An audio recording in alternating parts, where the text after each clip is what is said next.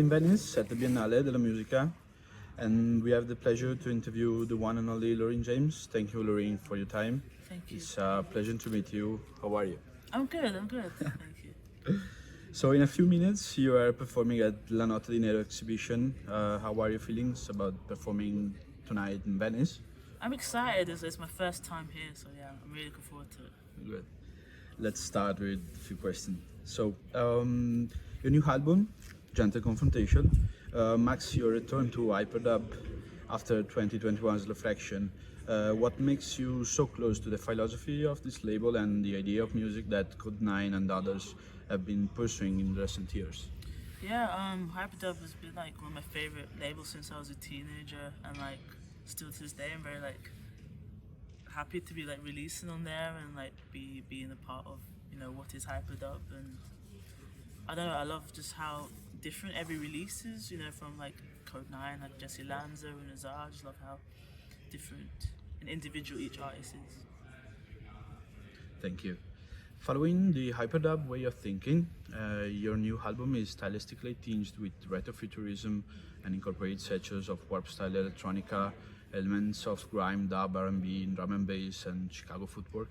You also stated that it's the record teenage Loraine would have wanted to make, with musical tendencies that also reflect that period.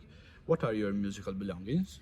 Yeah, a lot of during my teenage years, I was listening to a lot of like rock music, like Linkin Park and Paramore, and sort of like emo music as well. And I've poorly tried to incorporate that in my music.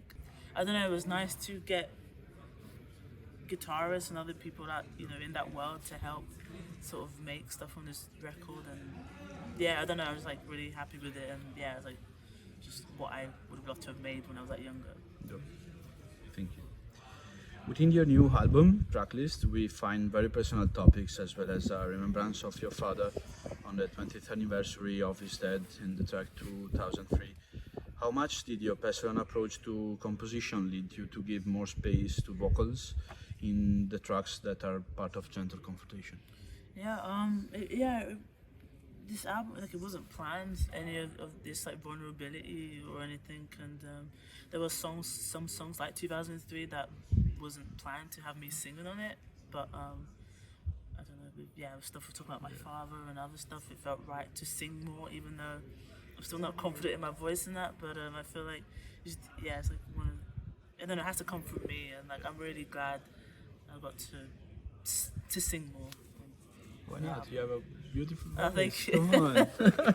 So your new album is made in a collaboration with Joshua Hestis of Telephone Tel Aviv, who had already produced your previous album, Whatever the Weather, for Ghostly International. How do you divide the roles in the creative process, and what was Joshua's input in the making of the record? Oh, so he only mastered this record, and he only mastered the Whatever the Weather record as well.